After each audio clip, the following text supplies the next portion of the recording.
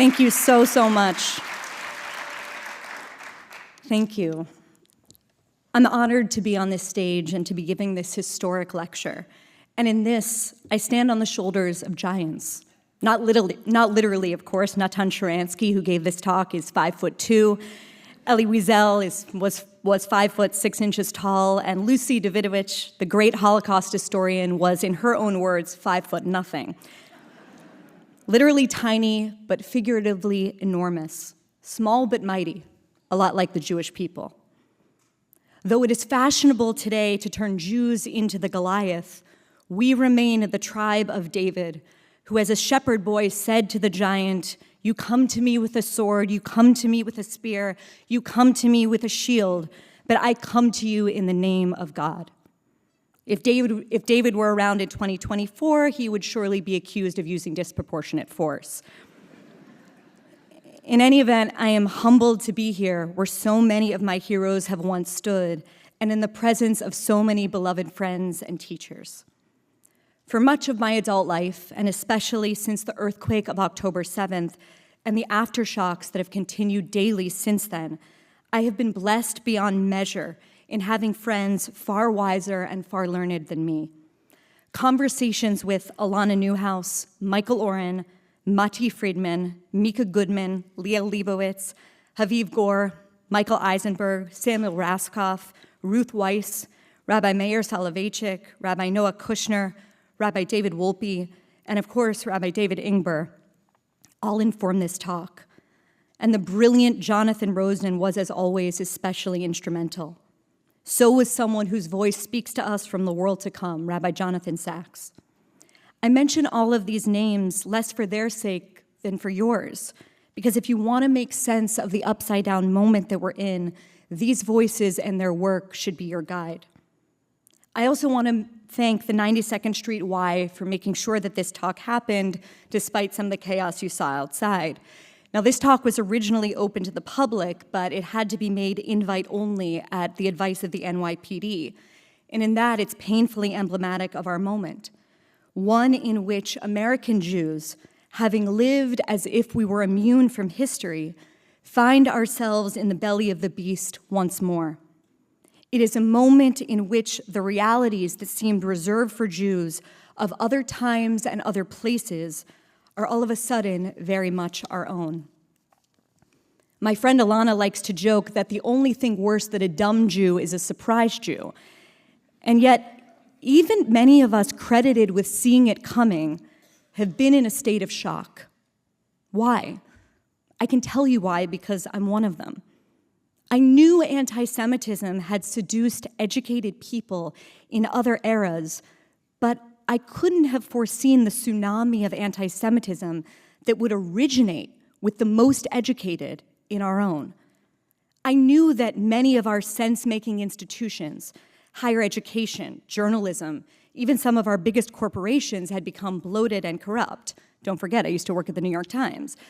But even I didn't foresee how avidly so many of those institutions would actively embrace an ideology of illiberalism. I knew people still hated Jews, and that hate was deadly. I knew that intimately. I stood inside the building at Tree of Life as the Chevra Kadisha worked alongside the FBI to pick up the pieces of the 11 Jews who were murdered there that October morning. So I knew that that evil existed, but I couldn't have foreseen how mainstream, how shameless, even how proud that hate would become.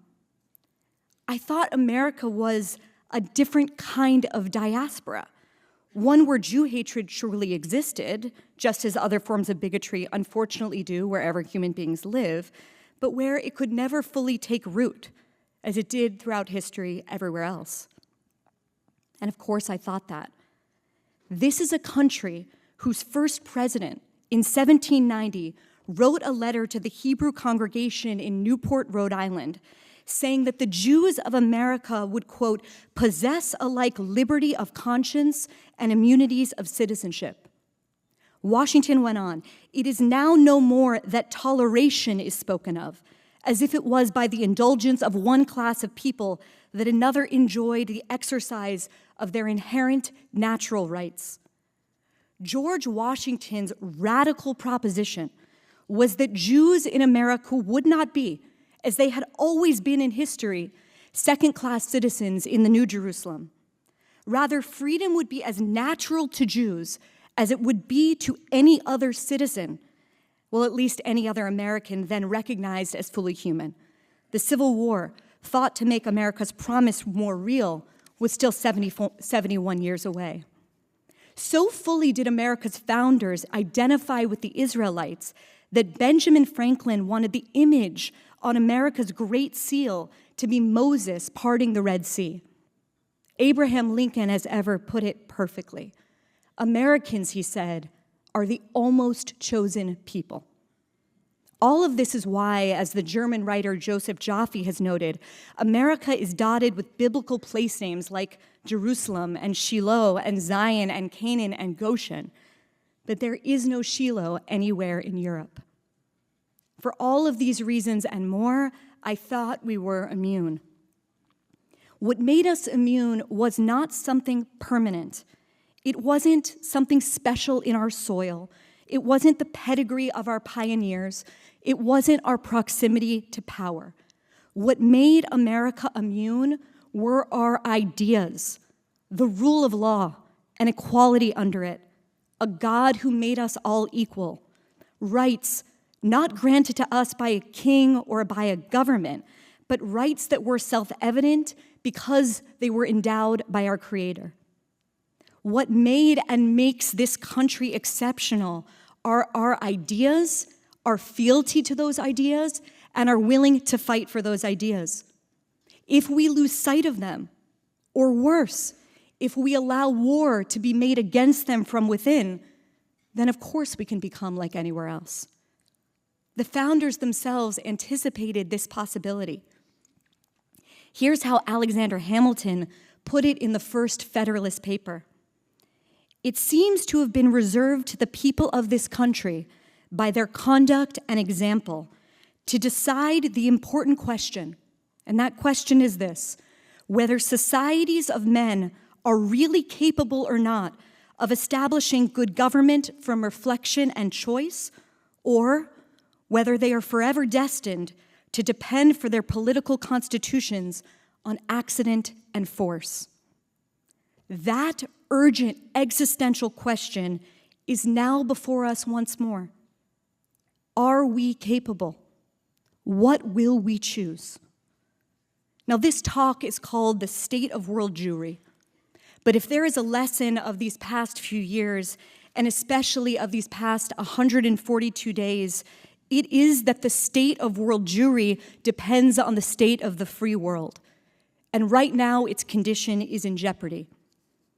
This is a truth known viscerally to Jews today who hail from the unfree world, those from the former Soviet Union, those who were expelled from Iran and other autocratic regimes in the Middle East. And it is a truth today faced by Jews in places that remain unfree. Just ask the Jews of Tunisia, who in October watched as a historic synagogue was reduced to rubble by a mob driven by false reports that Israel had intentionally bombed a hospital in Gaza. But it is a truth that we American Jews have lost sight of on account of our abundant blessings.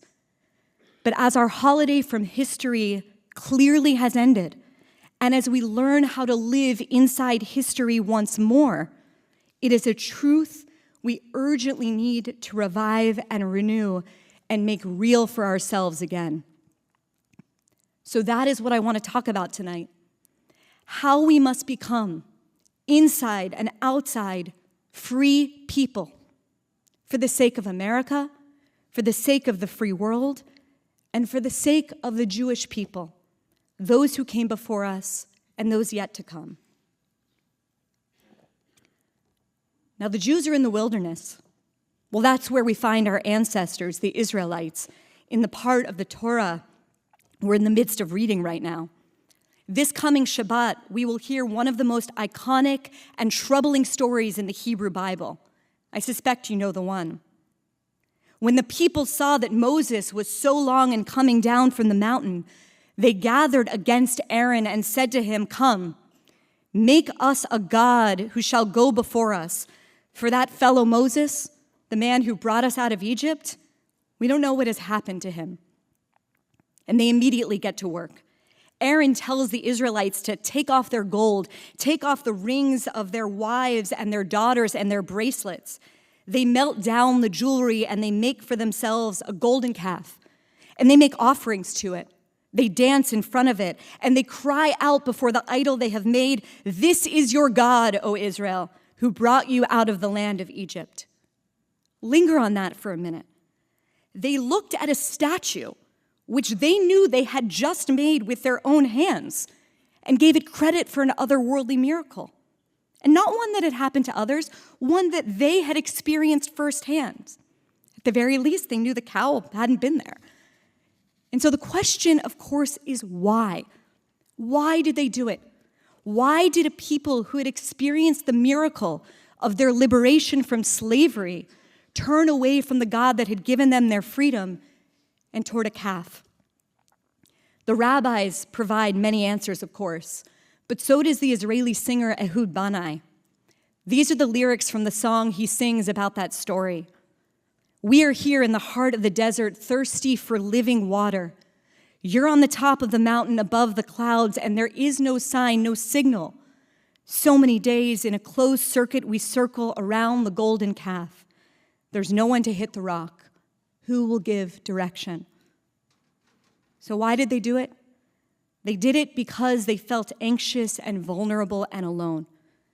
They did it because they were desperate. They did it because they wanted temporary pleasure. They did it because they lost, or they thought they had lost, their connection to God. They did it because they didn't have the ability to imagine or conceive of a different future. They did it because they had come from a place that worshiped idols, and so they imitated the culture they had grown up with. They reverted to what they knew. They imitated that dominant culture, even though that culture had enslaved them. And was that so crazy? Not a moment ago, these people had been slaves. They may have dreamed during their long night of slavery of being a free people in our own land, as the words of the Hatikva would put it 4,000 or so years later. But that wasn't the same as waking up inside a totally new conception, inside a totally new paradigm. That wasn't the same as being asked to leave behind everything about the world they knew to become a free people, free with all of the immense privileges, but also the terrifying responsibilities that freedom comes with. So why did the Israelites build the calf? Because freedom is so very, very hard. And what about Aaron? Aaron was Moses' right hand. Aaron knew better, but Aaron capitulates. Aaron has the people hand over their gold, the Torah says, so he can fashion the mold. He facilitates their idolatry. So why does Aaron do it? Again, the rabbis offer many explanations. He did it, they say, because he was playing for time, trying to keep the Israelites satisfied until Moses reemerged from the mountain. He did it because he was afraid. Maybe because he was afraid of the mob that would turn against him. He was afraid of what would happen if he didn't accommodate their desires. He did it because he refused to accept, or perhaps couldn't cope with, the fact that the world was in fact changing, and that he and this tiny group of people could in fact be living inside history on the cusp of cataclysmic change. More than that, maybe even the generators of that change. So when his flock yearned for the past, he allowed them to slip back into it. He allowed them to turn back down a dead end, to turn back toward a dead world, rather than insist on going forward and forging a new one. So there it is, all of it, in a few spare lines written a few thousand years ago. But I want to suggest to you that it is now, and it is us. They are us. I say that because I believe that we modern Israelites have also been worshiping false gods. Our American idols are prestige and power and social acceptance and popularity and elite opinion and the Ivy League, but I repeat myself. Our idols are the coveted board seat, the best table, relationships with the pretty people. We put truth on the altar as if it were a tithable commodity so that we can remain insiders, so that we can retain bragging rights. We have been willing to sacrifice that which is most precious to us, including our own children, for the sake of it. So why are we doing this? We are doing this because we are a tiny minority and because we feel vulnerable and scared and alone, and because fitting in feels safer than standing apart. We're doing it because we're Jews, but we're also just human beings, and we seek temporary pleasure and ease. We are doing it because we feel anxious and unsure. We are doing it because we tell ourselves that accommodation is the best route, of course, to protection and safety. We are doing it because we live in a culture of idolatry, only this time the materials are pixels and diplomas, adherence to a particular ideology, or an emergent social credit system based on likes and retweets. We are doing it because maybe deep down, we stop believing that we're capable of more. But in the end, we are doing it because freedom, true, real freedom, is very, very hard. And what about our errands? Why do so many charged with leading our community not offer true leadership, but coping mechanisms? Perhaps because they're afraid. Perhaps because in times of disruption, it can be hard to know. It can be hard to know where the worst of the danger resides. Perhaps because our errands are also afraid of the mob. Because perhaps they are afraid of what happens if they don't accommodate our basest instincts. Perhaps it is because they have sincerely come to believe that erasing or playing down what makes us different is the way to prove that we're truly inclusive. Or perhaps they just can't come to terms with the fact that the world they were born into is very much not the world of today. They entertain dead ideas or dead paradigms or indulge in nostalgia for dead alliances because they cannot conceive of the fact that we are inside a cataclysmic change, every bit as disorienting as the one our ancestors lived through when they went uncertain through the Red Sea and into the desert to become a liberated people. So don't let me leave the stage tonight before saying it again and underscoring it. We are at a hinge moment in our history and in history itself. Our world is changing. The world that so many of us were born into, the world that we thought we were going to get our lives inside, that world is done. There's no going back to it. And the things that we took for granted, that America would always remain exceptional, not just for us, but for the world, and that Americans themselves would understand this as a place and as an idea worth fighting for, those are no longer certainties. Nor is the certainty of the free world itself, which is burning right now at its outer edges. All of it, the ideals and the architecture that have made the past 75 years of Jewish life the greatest in the history of the world, it's up for grabs. Ask the people of southern Israel, who saw on the morning of October 7th how brittle is the fence that separates civilization from barbarism. Ask the people of Taiwan, who hear Beijing's threats and wonder how soon the dark shadow that has fallen over Hong Kong might consume them too. Ask the people of Ukraine. Ask the Navalny family. In one of the beautiful and haunting letters that Alexei Navalny sent from a prison cell in the Arctic Circle to Natan Shararanky in Jerusalem, he wrote about how strange it was to be reading Sharansky's memoir, Fear No Evil, about his time in the Soviet Gulag 40 years before. I was amused by the fact, he writes, that neither the essence of the system nor the pattern of its acts has changed. He continued, In the current situation, it is not them who are to blame, he says amazingly of the KGB. And this is the crucial part. It is not them who are to blame, but us, who naively thought that there was no going back to the old ways. Let me repeat that. It is us who naively thought there was no going back to the old ways. Can the same not be said of us? Because freedom, you see, isn't only under siege in Russia and Iran and Gaza and Hong Kong. It is under siege here at home by leftists who glorify terrorists and by rightists who glorify tyrants. It is under siege by technology companies that revise history and tell us it's justice. It is under siege by demagogues who point to the grocery stores and the subway system in Putin's Russia and insist that they are symbols of human flourishing. And it is under siege by an elite culture that has lost all sense of right and wrong, good and bad, or has so cunningly transformed those categories that it can call a massacre resistance, that it can call a genocidal chant a call for liberation, that it can call a just war of self-defense genocide.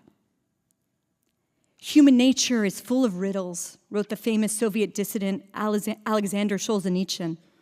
And one of the riddles is this: how is it, he writes, that the people who have been crushed by the sheer weight of slavery and cast to the bottom of the pit can nevertheless find strength in themselves to rise up and free themselves first in spirit and then in body, while those of us who soar unhampered over the peaks of freedom suddenly lose the taste for it, lose the will to defend it, and hopelessly confused and lost, almost begin to crave slavery. He wrote those words, of course, in another place and time, but their warning rings like an alarm across our own. Ours has been the freest country in the history of the world, and yet so many today seem to long for slavery, or at the very least, they have totally lost their ability to discern freedom from servitude. To say that this turn against liberty, the foundational virtue of this country, is bad for Jews is as self-evident as it once was to declare that Lincoln was a hero, or Frederick Douglass was a second founding father, or that America is the last best hope on earth. And that is because, and if you have eyes to see, you will see this, where liberty thrives, Jews thrive. Where difference, real difference, is celebrated, Jews are celebrated. Where freedom of thought and faith and speech are protected, Jews are the safest. And when such virtues are regarded as threats, Jews will be regarded as the same. In other words, when people turn against freedom, they turn against us. So it shouldn't surprise any of us that our safety, as well as our freedom, are contracting for us right now in real time. And not just for Jews, of course, but anyone who refuses to surrender truth. And I mean that really concretely. There are now realms, whole realms of American life where you're not free per se as a Jew. Ask the terrified Jewish school teacher in Queens who hid in a locked room in her school as a mob of hundreds of kids rampaged through the halls for almost 2 hours. Why? Because they had discovered she had attended a pro-Israel rally. Ask the musician Matisyahu, who just announced that at least 2 of his concerts were canceled by venues because anti-Israel activists had planned protests. Ask the Princeton University student journalist Alexander Orbach. When anti-Israel students didn't like the questions that she asked, they got the school to issue a no-contact order against her, which effectively prevented her from doing any reporting at all. I asked someone in this audience, I'm curious to actually do it, go apply right now for a job as a curator at MoMA or the Whitney, and mention that you're a Zionist, or put the word Israel in your resume. See what happens.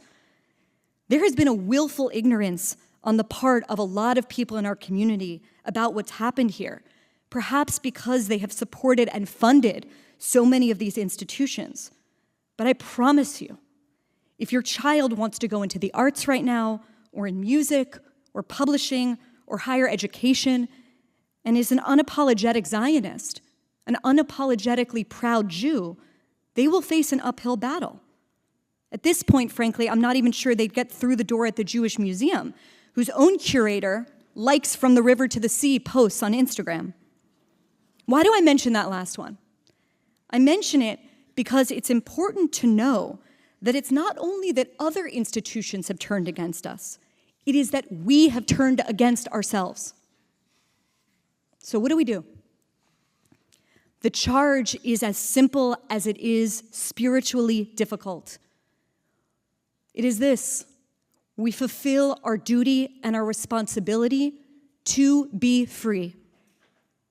As my friend, the brilliant writer Dara Horn has written, since ancient times, in every place they have lived, Jews have represented the frightening prospect of freedom. As long as Jews existed in any society, there was evidence that, in fact, it wasn't necessary to believe what everyone else believed, that those who disagreed with their neighbors could survive and even flourish against all odds. The Jews' continued distinctiveness, despite overwhelming pressure to become like everybody else, demonstrated their enormous effort to cultivate that freedom. Devotion to law and to story, deep literacy, and an absolute obsessiveness about transmitting those values between generations, she writes. Here's how she ends it. The existence of Jews in any society is a reminder that freedom is possible, but only with responsibility, and that freedom without responsibility is no freedom at all. That freedom, that responsibility to be free is a choice for us, because it has always been a choice for us. Remember, not all of the Israelites left Egypt. Some of them were too addicted to the flesh pots to leave slavery. So what does this choice look like? What does it look like to be free? What does it look like to practice freedom? First of all, to be free is to tell the truth, even in a world overcome with lies. The sky is blue, and Raman D'Angelo might say it's pink, and Candace Owens might say it's green, but it isn't. It is blue. And that is as true as asserting that there are good governments and evil ones, that there are societies organized to generate progress and well-being, and those organized around terror and debasement. It is true that there are better cultures for women and minorities, and there are worse ones. And there are also historical truths, even if they are inconvenient for people to know about, even if activists running things like Gemini at Google are frantically working to disappear them. Here's Solzhenitsyn again. Let the lie come into the world, he says, let it even triumph, but not through me. To be a free person is to refuse to tell lies and to refuse to stand by quietly as they are told. To be a free person is to live in truth. Second, to be free is to stand up for other people's freedom, but, and this is crucial, not when it means ending your own. When Martin Luther King Jr. said that peace for Israel means security, and that security must be a reality, he wasn't doing that to pay back Jewish supporters or returning a favor to Abraham Joshua Heschel for marching with him in Selma. Heschel stood with King because it was the right thing to do for African Americans, for Jews, and for America. Just as King understood that depriving Israel, a small country surrounded by enemies, of the ability to defend itself like any other country would pave the way to its destruction. Many Jews of my generation, and older generations too, have since October 7th felt a terrible sense of abandonment by many so-called allies. But I think it's worth asking ourselves if the shock is the sense of betrayal, or the shock is the realization that we weren't in fact united, as King and Heschel were, by a shared set of values to begin with. The civil rights movement that we talk about a lot in our community, and rightly so, was about expanding freedom for people who had been deprived of it. It had an expansive view of equality. It argued that because our rights were God-given and because we were all created equal, that equality under the law had to follow. Many who claim the mantle as the inheritors of that movement, they defile it. They say progress itself is suspect or impossible, and instead of working to perfect our always imperfect union, they argue for its abolition. They chant to burn it down. If our allies are subdividing people by racial categories, fixing inherited qualities to one group or another, counting the representation of each group to see if it has exceeded the distribution in the population, they are, however well-intentioned, anything but our allies. To be free also is to be willing to stand apart. Douglas Murray is free. Richie Torres is free. Ayan Hirsi Ali is free. My wife Nellie is free, but sometimes I have to rein her in, but you get the point. Tiffany Haddish, who this week went to Israel to, in her words, go and see for myself with my own eyes, is free. Why go? She asked in a video she made on the plane. Why not go? The Israeli swimmer, Anastasia Gorbenko, who recently won the silver at the World Championships in Qatar, was drowned out by booing when she said, "I'm here with the Israeli flag, and I am proud of it." Leah Goldstein, a woman who was just disinvited from speaking at a Women's Day event in Ottawa because she served in the IDF 30 years ago, said that the organizers of the event wanted a statement from her, no doubt hoping that it would be some kind of disavowal. Instead, what did Leah tell the Jewish Telegraph? "If I were to make a statement, I would say that I'm very proud. I'm very proud of my training with the IDF. I'm very proud of being the first woman to train with commando soldiers." The other day in Austin, I interviewed the economist Roland Fryer, who is among the freest people I have ever encountered, having withstood a modern witch burning at Harvard for his refusal to lie about facts incompatible with the prevailing narrative. And I asked him how he did it. He said something so plain that it stopped me in my tracks. He said, "I don't covet what they covet." Or as a Hebrew National ad once put it, "I answer to a higher authority." That is the beginning of freedom. That brings me to another group who merits mention as being free, and those are students like Bella Ingber, Talia Khan, and Ayal Yacobi. They are our 21st century Davids, staring down Goliath without trembling at the knee. And if you want to learn how to be free, look to their powerful example. What else does it mean to be free? To be free is to stand up and fight for the freest country in the history of the world. The United States was 87 years old when Abraham Lincoln declared a new birth of freedom. The country was still in the midst of fighting a great war, and Lincoln was standing on a battlefield that doubled as a graveyard. Yet he was there to argue for a new beginning, that he used a biblical formulation 77 years, borrowing from the book that has long made the story of the Jewish people so intimately bound up with the American Republic, was no more surprising that his name was Abraham, the first Jew of all, the Jew who stood alone to proclaim one God in a world of idols. Here, a century and a half later, no one's asking us to go to war. No one's asking us to give up our firstborn. No one's asking us to believe that a sea in front of us will split in half before it drowns us.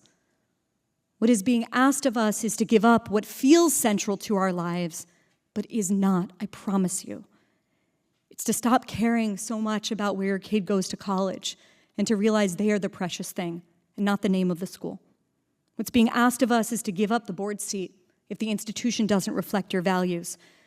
What's being asked of us is to stop funding schools that treat Israel as a pariah and thus Jews who support it as the same. What's being asked of us is to distance ourselves from the people that have made clear to us that we're second-class citizens.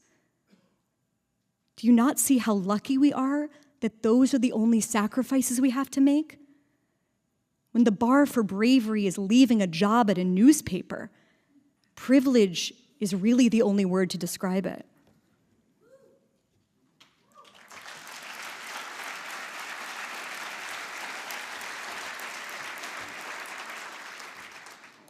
It's time to go to war for our values.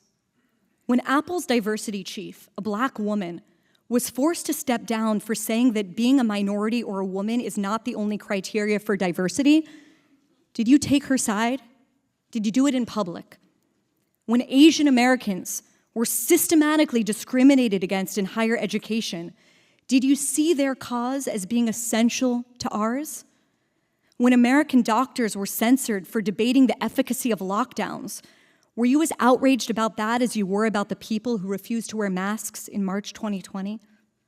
When just across town, a statue of Teddy Roosevelt was removed from outside the American Museum of Natural History, did you protest?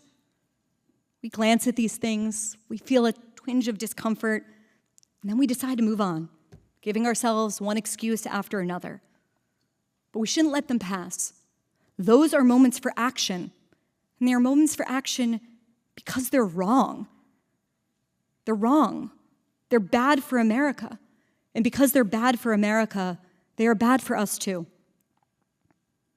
I want to also suggest that to be free is to be courageous even when we are scared.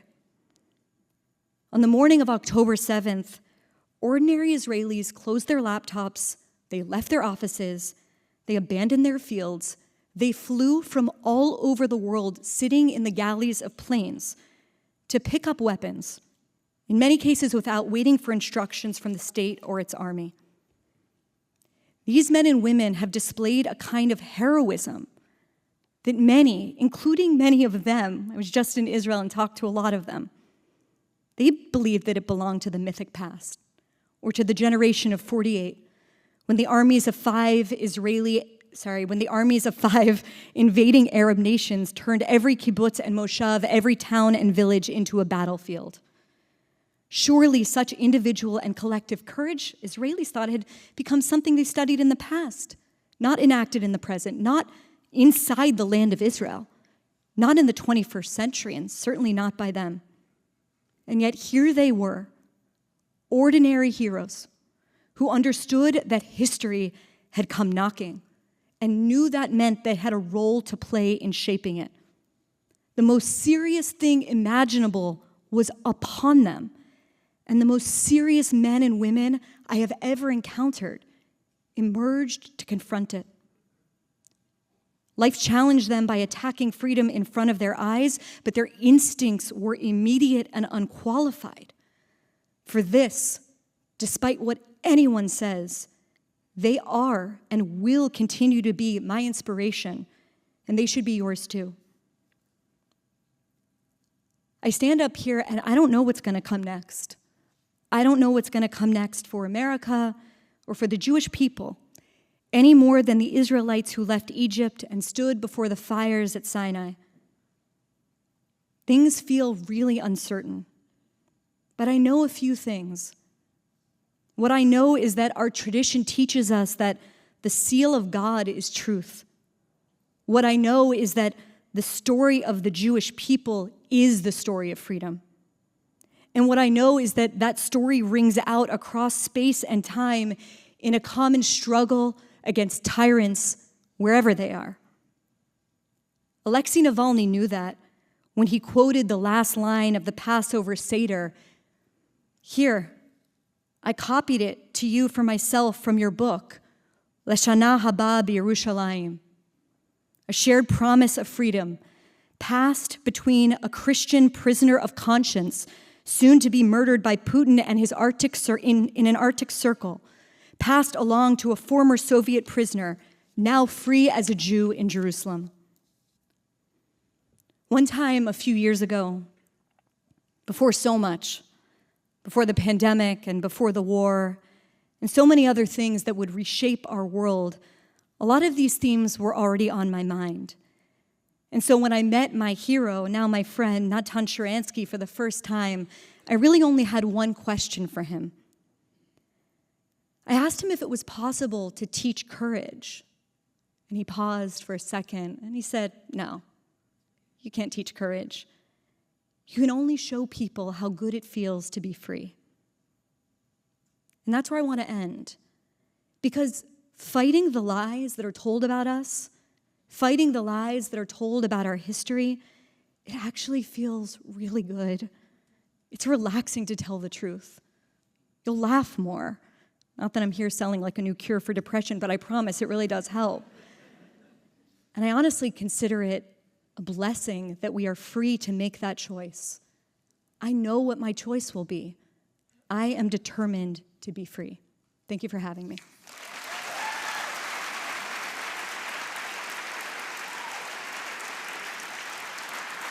Thank you so much. Thank you. Thank you so much.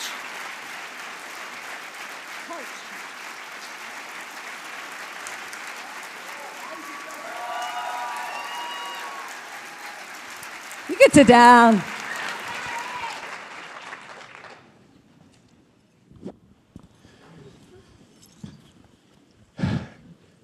I knew it was a good idea. Tried for more jokes, but it was hard. Guys. No, I knew it was a good idea to bring. Unbelievable. Thank you so much, Bari. Thank you again. Yeah, let's hear from you.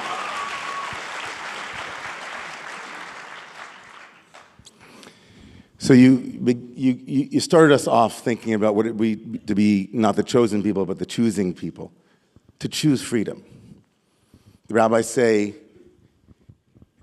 and I, as a rabbi, I have to start with a quote from the rabbis. The rabbis say, "Ein ben chorin el misha osek b'Torah." Like there's something about freedom that also an obligation and responsibility that are interwoven. And that's why I love how so many things that you said, and they're so important for us to hear.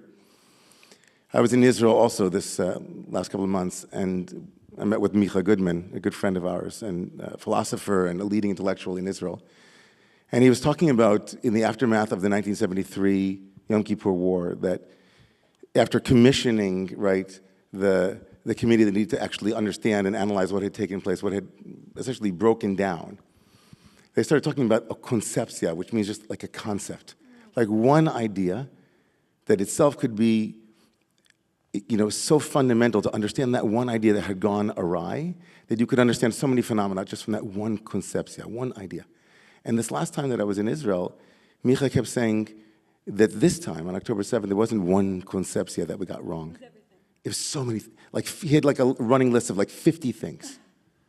And so I think you articulated a number of those concepcios, some of those things that we trusted in that failed miserably. And so one of them, of course, is the piece that you spoke so powerfully about was having allies. The sense that even though the Torah tells us, Hem am levadad yishkon, that the prophet Balaam says they're a people that dwells alone, that was often seen as a curse, and to be alone meant to be isolated. So we made alliances, but the alliances themselves were faulty. They stood on kind of shaky ground. It's a beautiful way of putting it. I mean, the Jewish people, I referenced this in the talk, but I am very taken by the character of Abraham and the idea of standing totally alone, not just like alone in a tribe, alone. And that is where the Jewish people begins. And so I don't venerate that aloneness. I think it's an incredible thing for us to have alliances. I think it's necessary. We're tiny people. We have to have alliances. It's essential. Israel has to have alliances. American Jewish community has to have alliances. Israel has to have alliances. But I think one of the things that has been revealed, one of the paradigms that has been reduced to rubble, frankly, since October 7th, is that in the same way that our community prided itself on showing up for others, well, of course that would be reciprocated. Right. And that's not what happened. And I think it's worth asking ourselves why that is. Right? Why that is. What what was the basis of that alliance? Was it a kind of guilt offering, to use a biblical idea? Right. What was it? And I mean, David, the way that you and I connected, I mean, I'd been going to Romemu for years, which, shout out to Romemu, if people don't go, it's wonderful. Romemu. But we connected in a political way, I should say, around this very issue. I don't know if you want to tell that story, but I was thinking about that in writing this talk. Well, I'd love to tell the story. I mean, I had my own awakening, my own coming, in a sense, to like, just seeing something that I had not seen. Clearly, I had intimations of it back in the end of 2019 around the Women's March and the controversy around the Women's March. So I shout out to my parents and all of those who raised me who are here tonight. It's like a big deal to me that my mom and dad are here, and my sister, my brother. And I was raised in a decidedly Zionist and proud Jewish family. I went to Ramaz, also a lot of Ramaz and KJ people here tonight. Locals. And, so when I eventually started my own synagogue, I was rooted in my Zionism, I was rooted in my Jewish identity, but I made it a place that everybody could feel welcome. And around the time of the Women's March, when the controversy with Tamika Mallory, people remember that, with one of the leaders of the Women's March had tweeted a picture with Louis Farrakhan and called him the greatest of all time, which of course troubled a few people. I can imagine, imagining Louis Farrakhan, who called Jews vermin, being called the greatest of all time. And so I went to a private gathering of rabbis who were invited to meet with the leaders of the Women's March. And I sat in the room and I confronted Tamika Mallory and asked her if she would retract that tweet. And remarkably, another rabbi stood up and shamed me and said that I was breaking an alliance, that this was part of the kind of white supremacist agenda, which is to bring division between all kinds of minorities and so on. We have to be stronger together. And essentially in front of a large group of people, essentially most of them rabbis, shamed me and told me to shut up. Right. So it was eye-opening for me to sit in a room where ostensibly we had come with the complaint and we were made to feel defensive, that somehow we did something wrong for asking this public person to renounce a rabid anti-Semite, and that somehow we were risking the alliances. We were risking that. Right, and I think if the alliance is that brittle, it's worth asking what was it about in the first place. And what I want to suggest is that I really believe that true alliances are not only necessary, they're possible, they're when they happen, it's uplifting and incredible and hooray for real ones. But an alliance that, and oftentimes that's how the word is used right now in our culture, an alliance inside a framework that has already situated the Jewish people and you as an individual white cisgendered Jew as a white person, as an oppressor, as being a supporter of the last standing bastion of white colonialism. I could go on about your sins. This is a confessional. Right. That's not an alliance. Right. That's not an alliance. That is a Manichaean worldview. That is putting people in a zero-sum game in which they're fighting for victimhood status. What that is actually about you entered that room and your fate was already decided by dint of your immutable characteristics. That is not a real alliance. That's something else. That's a power grab.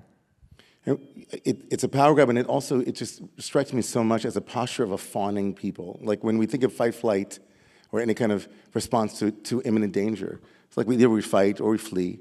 But one of I think one of the emergent strategies that we know about now is that there's something called fawning, where essentially, what does that sound? Did you hear us? Everything's okay? Okay, just the sound. Okay. We're good. So fawning is where we're trying any which way we can to make sure that we're safe, right? Even if it means, right, giving up our own selfhood. I was thinking, I gave a sermon after October 7th that was markedly different than another sermon that had taken place around that time.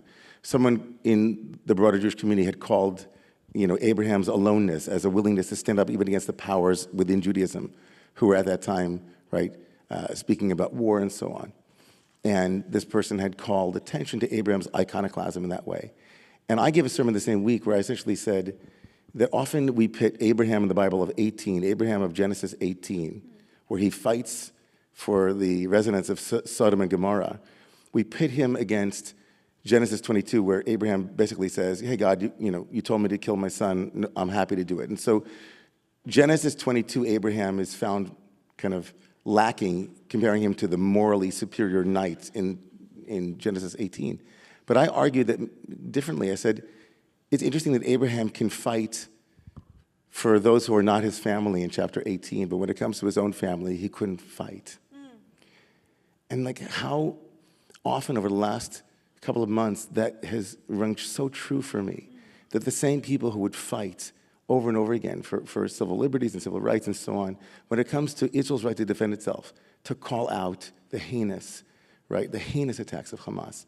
I mean, I think what I was not only disappointed by, but I will forever be shaped by is not October 7th, as horrendous as it was, but October 8th and 9th, and how it was possible for us to slide there. And so I wanted to ask you, like, how did we slide there? I mean, was it, like, how did we lose, I mean, is America, you said we were immune, you thought, we were so immune because of our ideas. How did we lose, I mean, there were people like you and others, Liel and others, but we completely got lost over the last couple of decades. How did that happen? How do we allow ourselves to become now those who had genocide perpetrated against us? Now the same language is being used in the most horrific way towards us. It's a topic for a very long conversation, but I mean,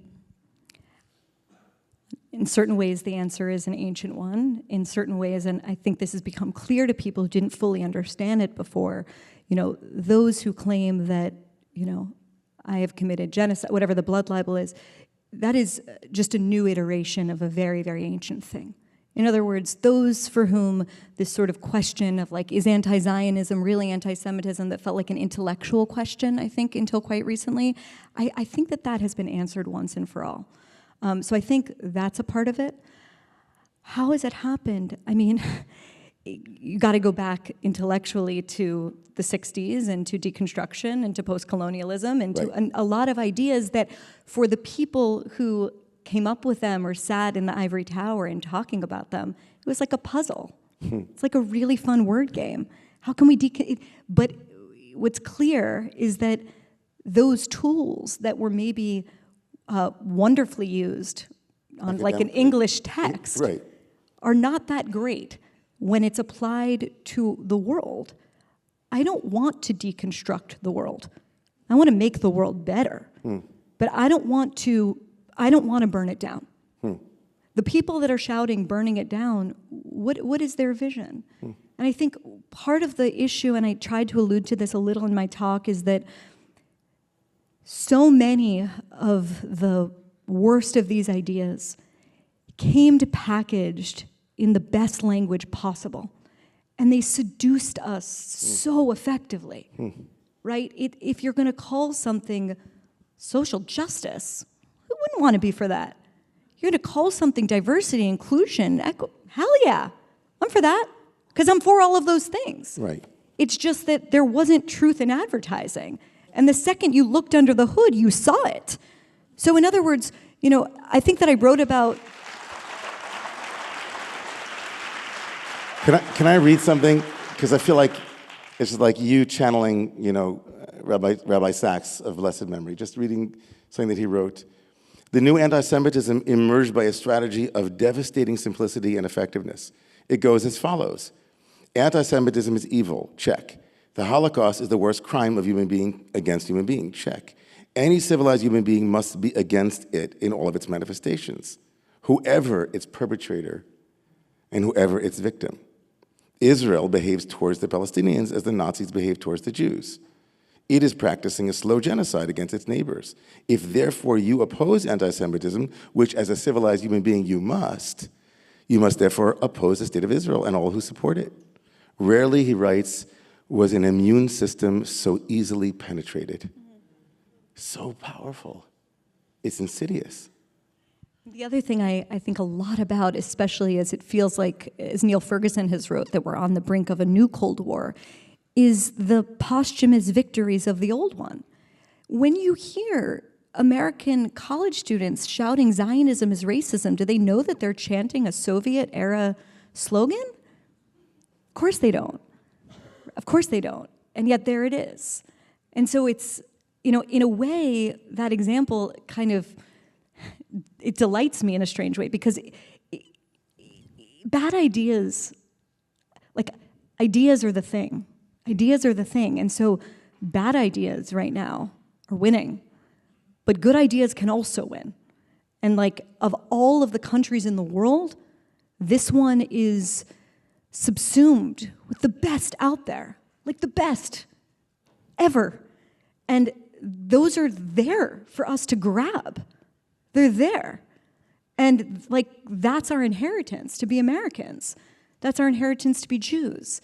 And so, it's sort of again, it's just you're free to choose. You have the inclination to do good, you have the inclination to do bad, you have the draw of the seduction of bad, very, very popular, socially acceptable ideas. Or you can choose to be at the lame kids' table in the lunchroom and sit with me, and it's fine. I'll sit with you. We're sitting together. So one of the ideas that was so, I think, it captured, what a lot of people were experiencing. I'm sure a lot of us here, anybody who read your book on how to fight anti-Semitism, was your analysis of Jews being altogether not white enough to the right and too white to the left. And I guess an analog of that would be in your description in the beginning of your talk tonight, brilliant, which we all loved it, where we're the Goliath or we're the David, like seeing us as both powerless and powerful at the same time. Inherent in that is kind of in this, some of the dissonance or the difficulty in trying to actually understand what is healthy Goliath, can I make it Goliathism, that we're powerful and the responsibilities that come with that. Right, we're certainly not where we were. Micha said, as you said, that October 7th was a knock on the door. He said a text message from the past, from the basement. So certainly we're not exactly where we were in Chmielnicki and in any of the other places, but we're still there. As Rabbi Sachs said, never again is also ever again. So we find ourselves ever again in this situation, but we do have Goliath qualities now. So how do we navigate that? It's the paradox of being Jewish. It's, look around this room when the lights are up. Some powerful people here. People that have real political, financial, social, cultural capital. That's a good thing. Do we want the opposite? I'm happy that that's the case. Yeah. But we can own that and also recognize that it's the paradox of being Jewish. We are also a tiny percentage of the population. We are also, according to the FBI, the most attacked religious group of any religious group for the past 2 decades on record, and you know all of the statistics. And so it's both and. It's a little bit like Mati Friedman writes so brilliantly about the aperture with which you look at Israel, right? If you keep your aperture so small so that it's only looking at the West Bank and Gaza and Israel looks very, very powerful. And then you back up the lens of the camera and you look at the whole picture. And then all of a sudden they're the David again. And that's the paradox of being Jewish, I think.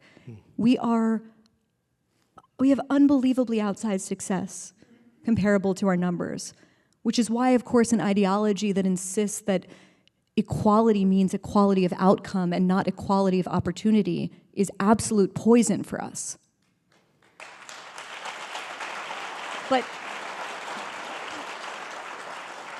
But it's both. It's both and. It's both. And there are a lot of things about us that are paradoxical. Yeah. And we're young. I mean, power is a relatively new thing for us. Not the kind of power that you were pointing out, but actual power as a nation state.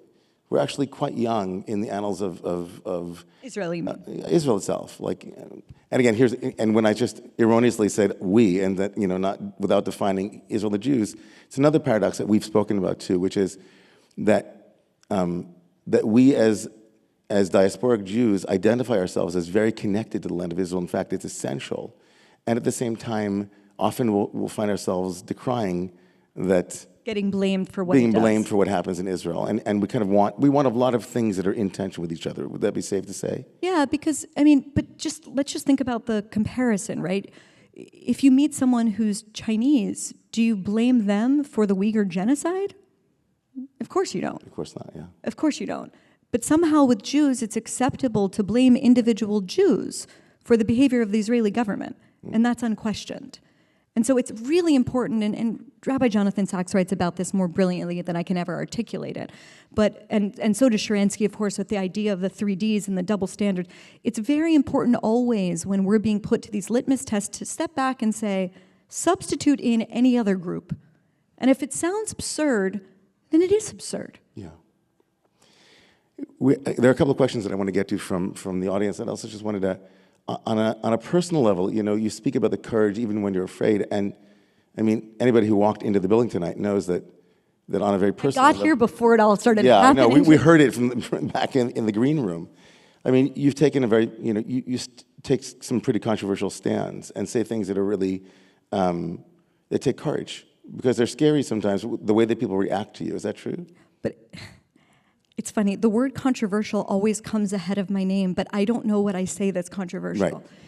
And I say that only because I think I'm one of the most boring people politically that I don't think I'm saying anything original. I didn't experience you as boring tonight. No, I say it on any level. No, but what I mean is I'm saying such basic things.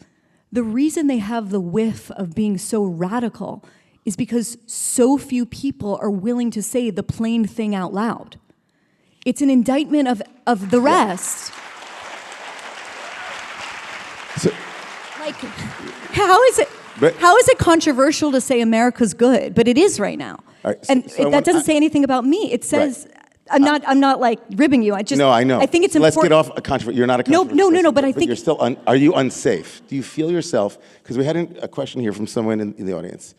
Do you feel unsafe in the U.S. today? And I'll tell you why it's important to ask this question, because in the immediate aftermath of October 7th, I felt very strongly, and I think the jury's out for me personally, but not for you, but like Aliyah, moving to Israel, there's something about being in America at this moment, even in New York City, but maybe specifically in New York City. Like, I never think about taking off my yarmulke, and in the aftermath of October 7th, I didn't, but I thought about it. And so much so that when I went to Israel, the first night I was in Jerusalem, I walked out of the Hartman Institute, and I instinctively went to take my yarmulke off because it was night and I'd be walking alone. And then I started to cry because I realized, I'm here. Like, having a yarmulke here is not special. And so do you feel unsafe in the U.S. today? Is a question that came from someone. I had a weird experience of speaking at University of North Carolina, where some of the kind of protesters that were outside tonight were inside the talk. And it was really loud. And something similar happened recently at another talk in Texas. And it was really weird because I gave that talk and my wife was worried because she saw what was happening online. I was completely fine and the local police officers were fabulous. But it was so strange because the next morning I was flying to Israel, to an active war zone, and she wasn't at all worried about that. Amazing. So this is a strange thing. I didn't get up here tonight and say move to Israel. Although anyone who does, fabulous. It's incredible. I mean, really, it's incredible. I'm just forgetting like the ideology. Yeah. It's an incredible place to live. Yeah. But I specifically wanted to talk about rooting ourselves here, and not just because that is our birthright by being Americans, but because I do truly believe that the fate of America is bound up with the fate of the Jewish community. Yes. So do I feel unsafe? I'll be real. I mean, I'm pretty blasé in general, as you know. I have had some scary things happen in the past few months, but I've taken precautions to make sure that I protect my ability to never clip my wings in terms of what I say in public. And that's just the most important thing to me. Yeah. Like, should I be going to a firing range and learning how to use a gun? Maybe. Yes, I'm hearing yes. But I'll say that in general I feel, in my day-to-day very safe and very long-term bullish on America in a very deep way. Yeah. So from feeling unsafe, and one of the ways that we as Jews have always, as you pointed out brilliantly in your talk, one of the ways that we dealt with this sense of being unsafe or feeling unsafe was accommodationism, right? A willingness to give up our distinctive identity.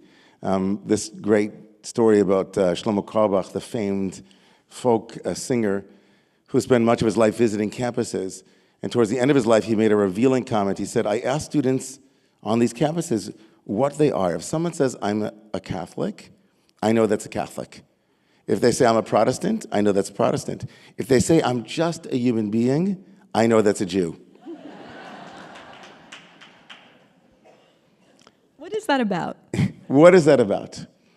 Like, what is it about You're the us? rabbi, so what is it? I know, seriously. So, but when we were talking earlier at some point, we were talking about maybe the difference between Moses and Aaron, because in your talk you speak about leaders and what might have led Aaron, right, to be an accommodationist. Was he afraid? Was he trying to win favor? Like, what was he doing? Was he trying to buy time?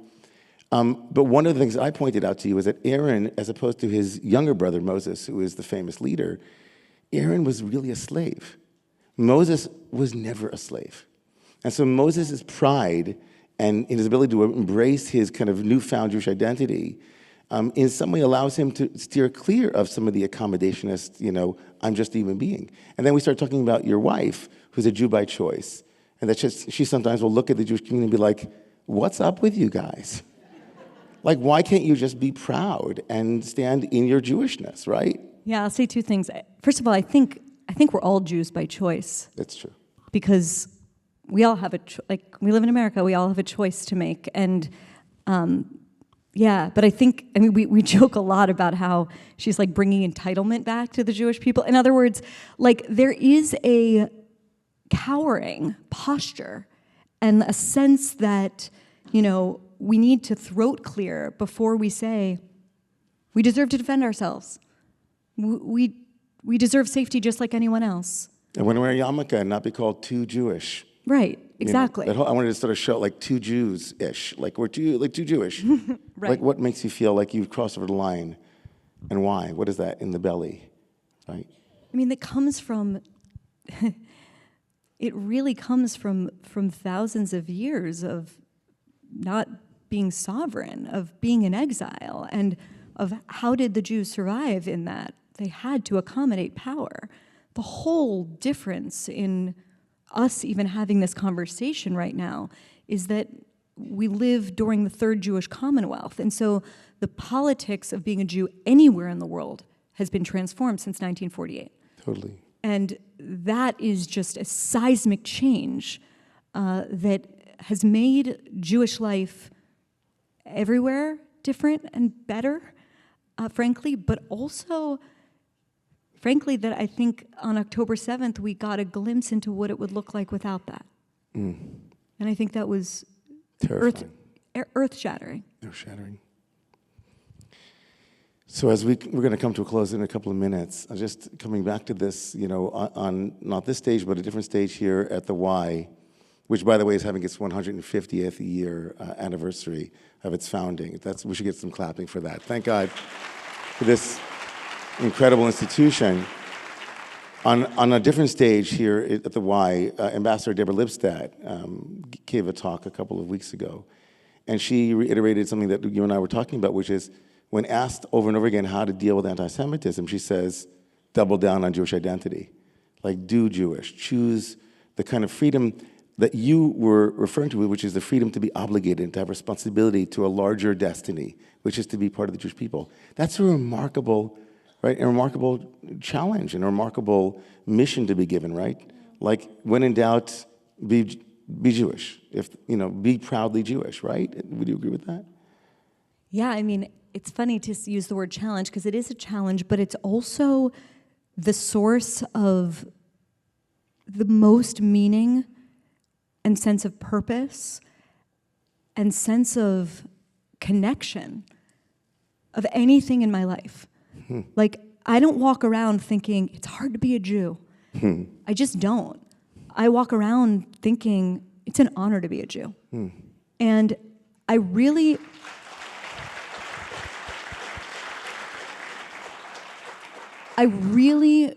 like in a deep soul level, feel myself like I am part of this chain that goes back to some of the characters, real or not, but certainly mythical, that we've been talking about tonight.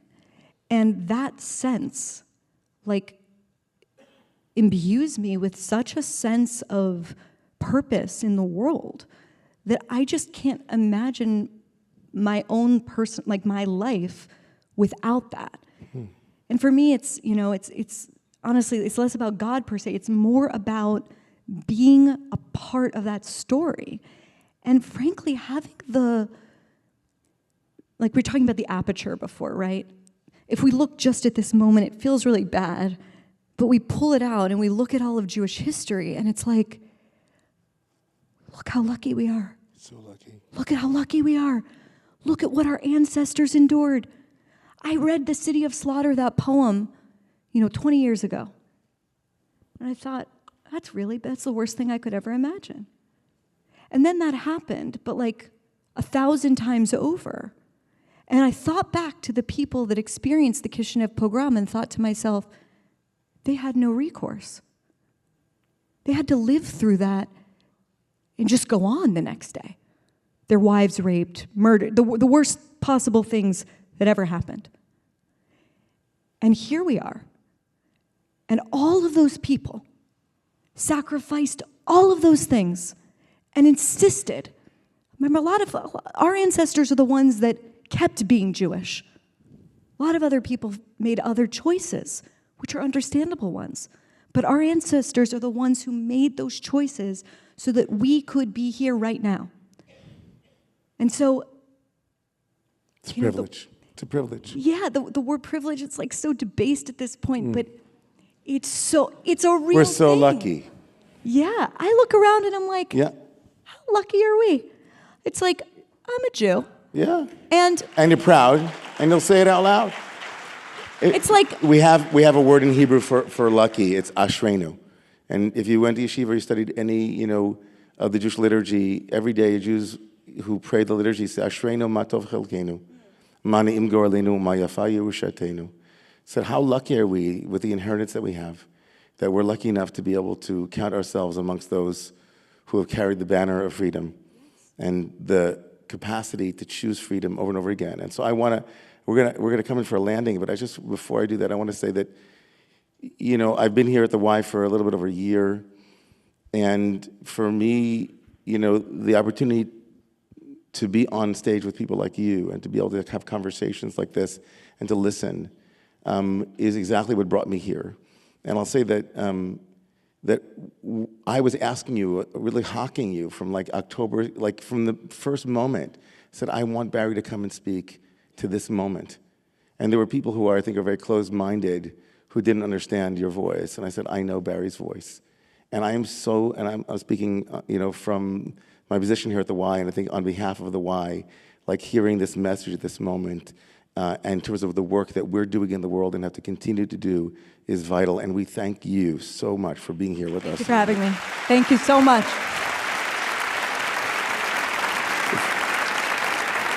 I'm going to close the evening, but as many of you know, and I hope that you'll also, as soon as we're finished with this, you'll be on your feet again and clapping for Bari. But before you all go, I want you all to know that behind the scenes here at 92NY, so much work went into making sure that all of you were as safe as possible, and that Bari, of course, was as safe as possible. It was our highest priority from our CEO, Seth Pinsky, and Elise Myers, and the entire leadership of the Y was absolutely committed to your safety. And so we want to thank all of the security and all of the people behind the scenes and all of the Bromley team and Susan Engel in the talks department and Kevin in security and the entire 92NY for making this an incredible night. Once again, please everybody, Bari Weiss.